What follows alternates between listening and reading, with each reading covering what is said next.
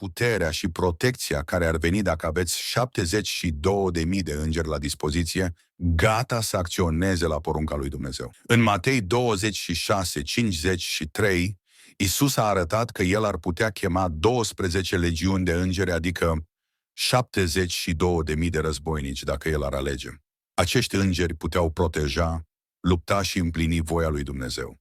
Când regii Siriei au amenințat că vor distruge Ierusalimul, Dumnezeu a trimis un înger să învingă 180 și 5.000 de soldați ai săi într-o singură noapte. Acesta este genul de putere pe care o poartă de neoprit în îngerul lui Dumnezeu. Însuși ne spune în Matei 53, Shlviuem, că are acces la mai mult de 12 legiuni de epoci, care vor fi în jur de 72.000 de îngeri.